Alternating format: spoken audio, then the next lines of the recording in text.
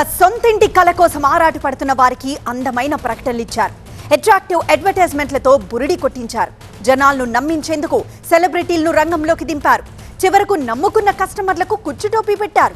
ఇది రాజమండ్రిలో Rocky avenue private limited కథ. తూర్పుగోదావరి జిల్లా చక్రధార బంధంలో రాకీ అవెన్యూ ప్రైవేట్ లిమిటెడ్ సంస్థ బోర్డు తిప్పేసింది అంటూ బాధితులు ఆందోళనకు దిగారు. సొంతింటి కల నెరవేర్చుతామని బాధితుల నుంచి 10 కోట్ల రూపాయలు వసూలు చేసింది రాకీ అవెన్యూస్. అపార్ట్మెంట్లు నిర్మించి ప్లాట్లు ఇస్తామని నమ్మించింది. చివరకు కుచ్చుటోపీ పెట్టి సంస్థ చైర్మన్ రామయ్య వేణు పరారయ్యాడంటూ బాధితులు ఆగ్రహం వ్యక్తం చేస్తున్నారు. రాకీ అవెన్యూతో సొంతింటి కల నెరవేర్చుకోవాలంటూ ప్రకటనలు ఇచ్చిన సెలబ్రిటీలు యాజమాన్యంతో మాట్లాడి సహకరించాలని బాధితులు కోరుతున్నారు. బ్యాంకులు, ప్రైవేట్ సంస్థల నుంచి తీసుకున్న అప్పులకు వడ్డీలు, నెలవారీ ఈవీఎంలు చెల్లించలేక ఇబ్బందులు పడుతున్నామంటున్నారు. మొదటి దశలో అవంతిక చంద్రిక నిర్మించి రెండో ఫేజ్లో పునాదులతోనే సరిపెట్టారంటూ ఆవేదన వ్యక్తం చేస్తున్నారు. మరింత సమాచారం మా ప్రతినిధి సత్య లైవ్ ద్వారా అందిస్తారు. సత్య, బాధితులంతా ఇప్పుడు రోడ్డుపైకి వచ్చారు. ఎవరైనా వచ్చి వారికి భరోసా కల్పించారా?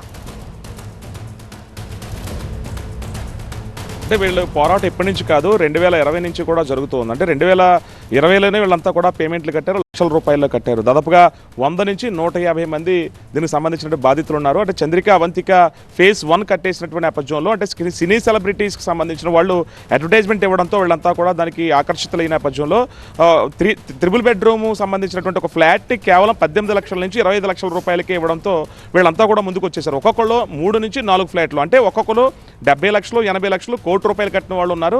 1-2 ఫ్లాట్లు తీసుకున్న వాళ్ళు దాదాపుగా 3 లక్షల నుంచి 10 లక్షలు, అంటే 2 సందర్భాలు వీళ్ళు కట్టారు. అయినప్పటికీ 2023కే వీళ్ళకి చేతికి అప్పచెప్పేస్తానని చెప్పినప్పటికీ యాజమాన్యం, ఈ రాకీ అవెన్యూ సంస్థ సంబంధించినటువంటి సంస్థ యాజమాని రామయ్య ఎక్కడ కూడా పత్తా లేకుండా పోయారు. సరైన సమాధానం చెప్పకుండా కింది స్థాయి సిబ్బందితో సమాధానం చెప్పించడం, మీకు త్వరలోనే మీకు అదంతా కూడా అందజేస్తామనడం. అయితే ఇక్కడ ఏదైతే రాజమండ్రి సమీపంలో ఉన్న రాజానగరం నియోజకవర్గానికి సంబంధించి చక్రధార బంధంలో పెద్ద ఎత్తున అంతకుముందు చంద్రిక, అవంతిక బిల్డింగ్స్ దాదాపుగా 100లాది బిల్డింగ్స్ కట్టడంతో అక్కడ అంతకుముందు బాగానే బిజినెస్ జరిగింది. కాబట్టి రెండో ఫేజ్ 2లో భాగంగా వీళ్ళందరూ నాకసులు చేసినప్పటికీ పునాది లెవెల్లోనే ఇవన్నీ ఆపేశారు. పక్కన ఉన్న చూడొచ్చు విజువల్స్లో కూడా పునాది లెవెల్లోనే వీళ్ళన్నీ కూడా పక్కన పెట్టేసి ఎక్కడా కూడా ఫస్ట్ ఫ్లోర్ కానీ సెకండ్ ఫ్లోర్ కానీ ఎక్కడ కట్టలేదు.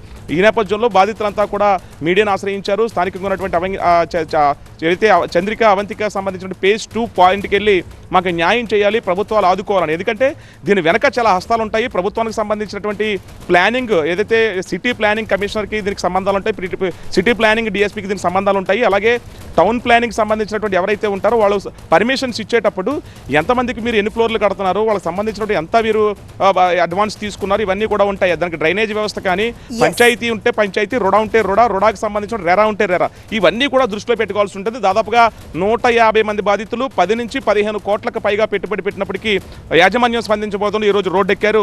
ప్రభుత్వం మమ్మల్ని ఆదుకోవాలి, లేదంటే యాజమాన్యంతో మాట్లాడి మా డబ్బులు మాకు ఇప్పించాలంటూ కూడా మొరపెట్టుకున్న పరిస్థితి రాజమండ్రి రాజానగరం చక్రధార బంధం వద్ద నెలకొంది. సత్య.